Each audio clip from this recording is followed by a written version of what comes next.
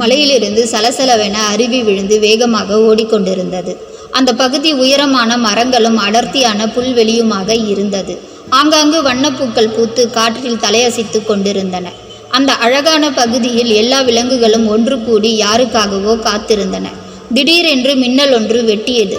அந்த இடம் முழுவதும் பிரகாசமானது. ஜொலிக்கும் வண்ண உடையில் தலையில் கிரீடமும் கையில் மந்திரக்கோளுடன் சிறகடித்து பறந்து வந்து தரையிறங்கினாள் தேவதை.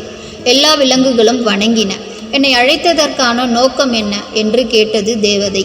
கூட்டத்தின் நடுவே தும்பிக்கையை தூக்கி பிளிரிக்கொண்டு வந்த யானை, தேவதையே வணக்கம். இப்போ என்ன நடக்குதுன்னு தெரியுமா? இந்த மக்கள் உயரமாக இருக்கிற மரங்களையும் காடுகளையும் அழித்து கட்டிடங்களாக கட்டுறாங்க.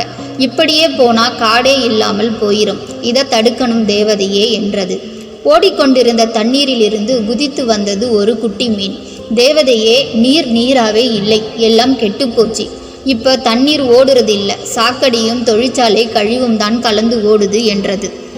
அடுத்து வந்தா குயிலக்கா, நான் பாடுறதுக்கு முன்னாடி தோட்டம் தோப்பெல்லாம் இருந்தது. ஆனால் இன்னைக்கு அதெல்லாம் குறைஞ்சிருச்சு. அப்படியே பாடினாலும் என் பாட்டு சத்தம் கேட்குறதே இல்லை, ஒரே இரைச்சல் சத்தமாக தான் கேட்குது. அந்த அளவுக்கு வாகனங்கள் பெருகிக்கிட்டே வருது என்றது. இப்பெல்லாம் சுத்தமான காற்றே சுவாசிக்க முடியறதில்ல. வாகனங்கள் தொழிற்சாலைகளில் இருந்து வர்ற புகையால் காற்றே கெட்டு போச்சு.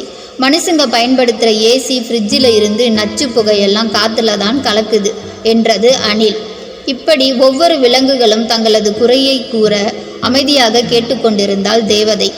இறுதியாக இயற்கையை பாதுகாக்க வேண்டும் என்று எல்லா விலங்குகளும் ஒருமித்த குரலில் கூறின.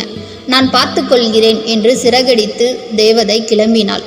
மறுநாள் உலக நாட்டு அரசன் கனவில் தோன்றி தனது 5 விரல்களை காட்டினாள். பின் கடைசி 2 விரல்களை மடக்கினாள். மீதி உள்ள முதல் 3 விரல்களையும் பாதுகாப்பாக வைத்து காட்டிவிட்டு மறைந்து போனாள். இரவில் கண்ட கனவிற்கு அர்த்தம் தெரியாமல் குழம்பி போனான் அரசன். ஊரில் உள்ள அனைவரையும் அழைத்து விளக்கம் கேட்டான். யாருக்கும் தெரியவில்லை. கடைசியாக ஒரு பெரியவர் விளக்கம் சொன்னார். ஐவிரல் ஐம்பூதம், நீர், நிலம், காற்று, நெருப்பு, ஆகாயம். கடைசி 2 தவிர்த்து விட்டால் மீதி உள்ளது நீர், நிலம், காற்றுதான். இம்மூன்றும் கெட்டுப்போகாமல் பாதுகாக்க வேண்டியது உன் கடமை என்றார். அரசனும் அமைச்சர்களும் ஒன்று கூடி பல்வேறு திட்டங்களை தீட்டினர். காடுகள் அழிப்பதை தடுப்பது, ஆபத்து தரும் தொழிற்சாலைகளை மூடுவது, பிளாஸ்டிக் பொருட்களை தவிர்ப்பது, நச்சுக்காற்று வெளியேறுவதை நிறுத்துவது, அணு ஆயுதத்தை தவிர்ப்பது என முடிவு செய்தனர். சில நாட்கள் கழித்து சில அமைச்சர்கள் ஒன்று கூடி அரசனிடம் போய், நமது திட்டத்தை நிறைவேற்றினால் நமது நாடு வளர்ச்சியில் பின்னால் போய்விடும், அறிவியல் வளர்ச்சி பெறாது என்றனர். அரசன் யோசிக்க ஆரம்பித்தான். நீண்ட நேரத்துக்கு பிறகு தேவதை கூறியதை விட்டுவிடுவோம் என முடிவு செய்தான். சில ஆண்டுகளில் நாடு நவீனமயமானது. வளர்ச்சி பல மடங்கானது. மக்கள் அறிவியல் வளர்ச்சியால் மாறி போயிருந்தார்கள். ஆனால் இயற்கை வளம் குறைந்து கொண்டே வந்தது.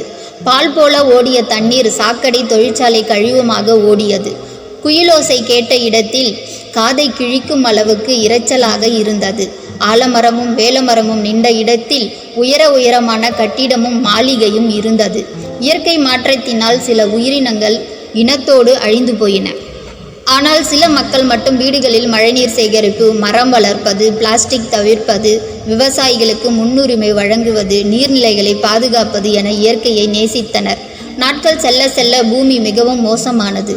தேவதை அரசனிடம் சென்று மீண்டும் எச்சரித்தாள். அரசன் அதை கண்டு கொள்ளவில்லை. நாட்டில் மழை பெய்ய கொஞ்சமாக குறைந்தது. தண்ணீர் பற்றாக்குறை. நாடு வறண்டு போனது. புது நோய்கள் வந்தது. அரசனும் மக்களும் அளவுக்கு அதிகமாக கஷ்டப்பட்டனர். திடீரென்று மழை பெய்ய ஆரம்பித்தது. நிற்கவே இல்லை. நாடு முழுவதும் தண்ணீராக நிரம்பியது. மக்கள் அனைவரும் தண்ணீரில் தத்தளித்தனர். அந்த நேரம் சிறகடித்து பறந்து வந்த தேவதை இயற்கையை நேசித்தவர்களை மட்டும் தூக்கிச் சென்றது. மற்றவர்களை கண்டு கொள்ளவில்லை. வெள்ளத்தில் தத்தளித்து கொண்டிருந்த அரசன் காப்பாத்துங்க காப்பாத்துங்க என்று கத்தினான். தேவதை அவனை கண்டு கொள்ளவில்லை. கடைசியாக தேவதை அவனை பார்த்து சொன்னது, கடவுள் எப்போதும் மன்னிப்பார், மனிதன் எப்போதாவது தான் மன்னிப்பான், ஆனால் இயற்கை ஒருபோதும் மன்னிக்காது, தண்டித்துவிடும் என்றது. இயற்கையை பாதுகாக்க தவறியது என்னுடைய தவறுதான் என்று உயிரை விட்டான். அரசன் இயற்கையை பாதுகாக்க தவறிய அனைவரும் அழிந்து போனார்கள்.